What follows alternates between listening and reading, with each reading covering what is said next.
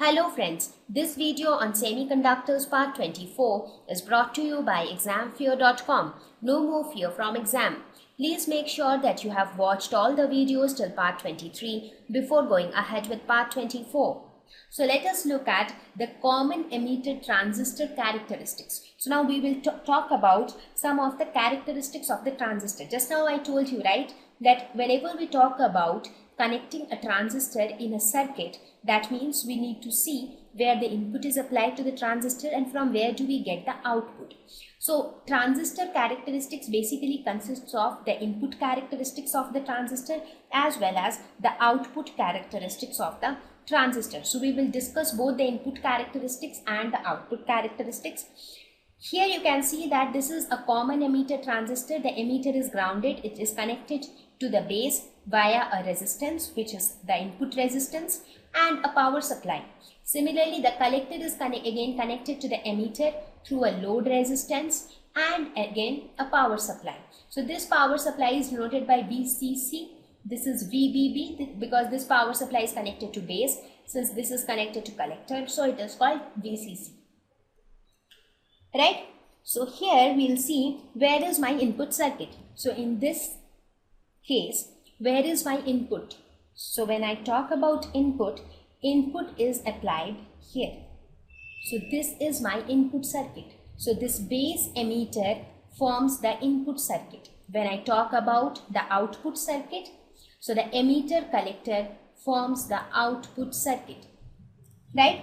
Now, in order to know the transistor characteristics, we will separately study the input characteristics as well as output characteristics. In order to study the input characteristics, we will focus only on the input circuit. That means we will see the variation of the input current with the input voltage. What is input current? Input current is IB. We will see variation of IB with VBE. What is VBE? I told you before also, it is nothing but the potential difference between the base and the collector. For example, here what have we taken? Is it a PNP transistor or NPN transistor? By looking at this arrow, you can say that it is an NPN transistor. Right? So the potential difference between this region, this emitter and this base, this is nothing but VBE. Similarly, the potential difference between these two, that is base and collector, is nothing but VBC. But in this case, there is no link between base and collector. In this case, the link is between base and emitter. So the potential difference between base and emitter is VBE. Right? So here we will observe, when we study the input characteristics, we will see the variation of current IB with VBE. And in this case, we will keep the output current or the output voltage constant.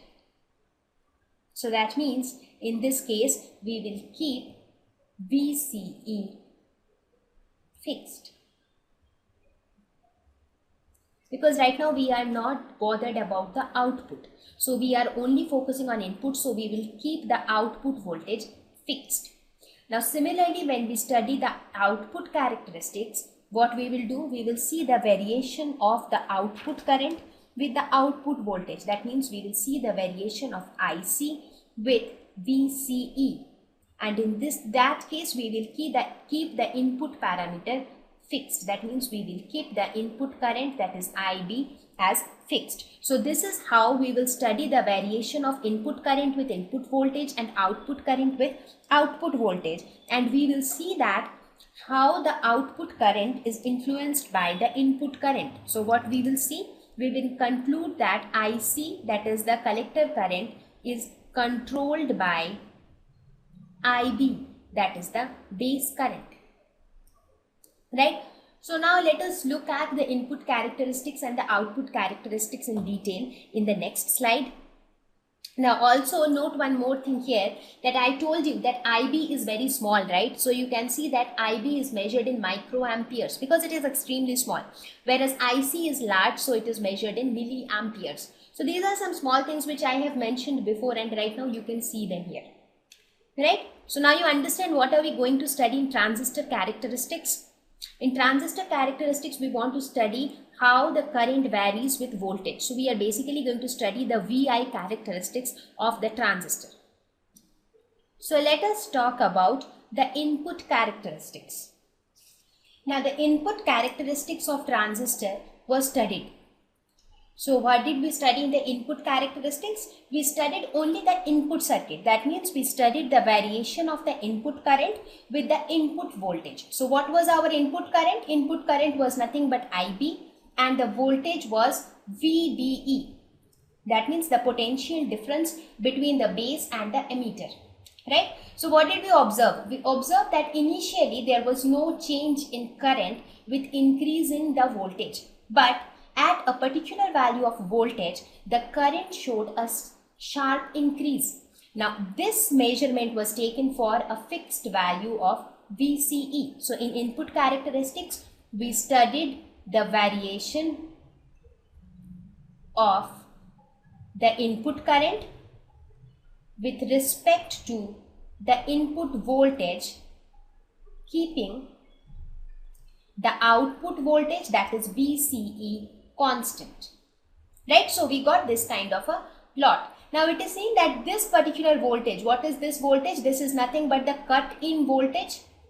When we had drawn the VI characteristics of the semiconductor diode, we got this kind of a curve, a similar kind of a curve, right? So this voltage is called cut-in voltage and its value is somewhere around 0.6 volt for silicon. Right? So that means the value of VBE is always somewhere around 0.6 volts for silicon. So this was the input characteristics of the transistor, that when we study the input circuit, we see that the input current increases with the input voltage once the input voltage reaches the cut-in voltage. Now let us look at the output characteristics.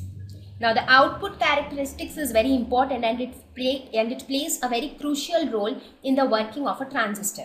So what do we study in the output characteristics? In output characteristics, we study the variation of the output current, that is the collector current, with respect to the output voltage, that is the collector to emitter voltage, and this time we keep the input parameter fixed. That means this time we keep the base current constant.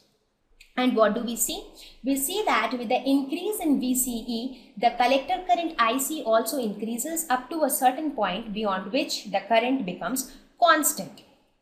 Now we also see that as we keep increasing the value of the base current, the collector current also increases. The pattern of variation of collector current with respect to VCE remains the same, but the value of the collector current increases. You see here the base current was 10 microamperes, then it was increased to 20, then 30, then 40 and so on. And as a result of this, the collector current also increased, right? So this was the observation from the output characteristics. So this showed how the input current varies with the input voltage and how the output current varies with the output voltage. But this also concluded that IC changes with IB. That means IC is controlled by IB. That means if base current increases, collector current will also increase. If base current decreases, collector current will also decrease. So this is a very important property of transistor. Thank you.